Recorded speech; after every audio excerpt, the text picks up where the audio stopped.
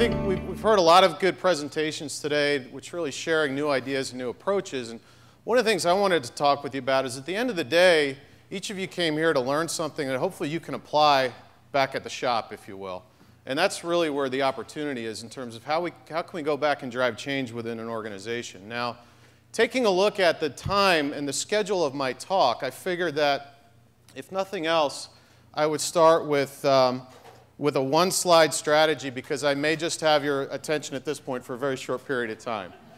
And so I had to go to a source that I trust implicitly in terms of one of my heroes and one I learn from every day, and that's Scott Adams, the writer of Dilbert, because as long as there's corporate America, his content will be never-ending. So I found actually the perfect slide that talks about change management. So if you remember nothing else from the day, I want to share these pearls with you here. So this is kind of the approach to take in terms of driving change within an organization. Go up to somebody and say, hey, do you have a minute to look at my terrible idea? And then you say, it's the worst idea ever. It's totally impractical. It's bordering on irresponsible. And you may have their attention at that point, and they'll say, okay, why are you saying that about your own idea? And you'll follow it with a quick, you're basically one of those jerks who just disagrees automatically with everything I have to say. Probably have a few people like that that you may run into occasionally. So, I'm telling you my idea is awful, so you'll all feel compelled to say how great it is. But then they think that they've got you, right? Well, now that I know how you plan to manipulate me, it won't work. And then you basically say, I'm surprised to hear that you disagree. Now, take a look at my terrible, terrible idea. And the conclusion is, this is beautiful. This is a great idea. Dance, puppet, dance. So that's a highly effective change management approach, but one that probably I would argue is maybe not sustainable. So I do want to talk to you about some things you can do today to how can you spot opportunities, talk a little bit about metrics, which is a wonderful afternoon topic before cocktails, and then share a little bit about driving a sustainable platform, which I think is really critical when you think about any of these new initiatives that we want to put forward. So first of all, how do you spot opportunities? And I think it's important to start with that you've got to make this very simple. If you're truly interested in driving change within an organization, particularly in a corporate organization, simple equals results. And a lot of times I find it's really useful for me to go back to the good old Webster's and just take a look at that. If it's something that's readily understood and performed, the chances are, if you use that as a foundation, you're going to have success. And what you want to do in a change initiative is put all the efforts in place to give you the best possible chance to succeed with a new approach. But you've got to develop a common approach. And so I thought I would start with an example that I found, which I think is really crystal clear example of a nice, simple, common approach to change management, again, from one of my heroes.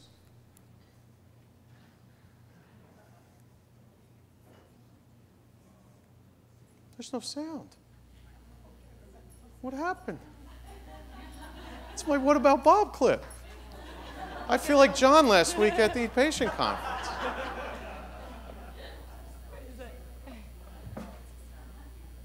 Oh, I'm so sorry. I love baby steps. Hold on. Oh! Yeah, it's either going to be great or it's going to hurt really bad. All right. The buzz is not so good, but we'll move on. No, there you Nope. go. Now, not everything in this book, of course, applies to you, but I'm sure that you can see, when you see the title, exactly how it could help. Baby steps? It means setting small, reasonable goals for yourself, one day at a time. One tiny step at a time. Baby steps. Right? I was so happy because actually, during the panel discussion before lunch, somebody said baby steps. So thank you for that perfect setup because, I love this movie. It makes me laugh, but it's just about once a week I find myself referring back to this and telling that to someone is, what about Bob? Think baby steps because it's so relevant in terms of truly driving change within an organization. So for me, it's a good reference. So here's something we've done at Sanofi in terms of our baby steps to develop a common platform. And we've really wholeheartedly adopted this jobs to be done model approach. This is based on the work of Professor Clayton Christensen at Harvard.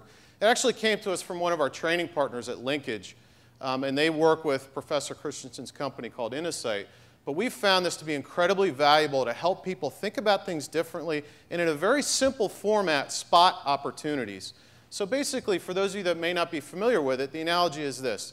If you think about a customer and a need that they have or a solution that they're seeking, think of it in terms of hiring for a job, right? And understand what that job to be done is. That outlays the true need that they have, the true solution that people are seeking.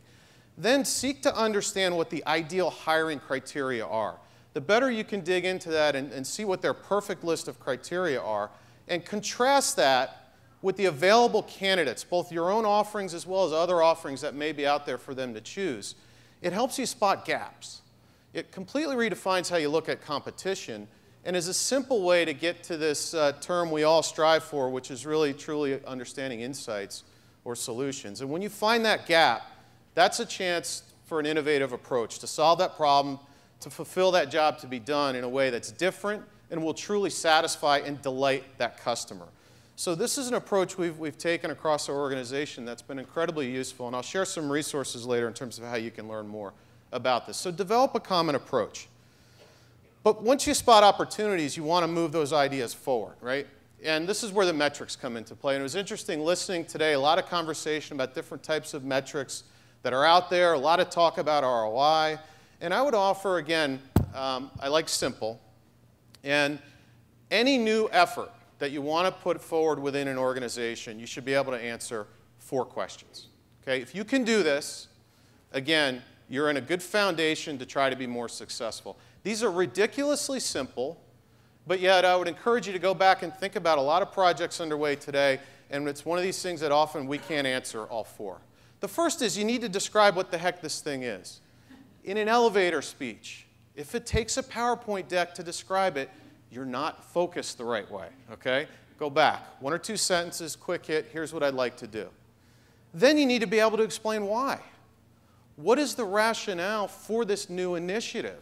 Why do we want to do this? What's the job to be done that this satisfies?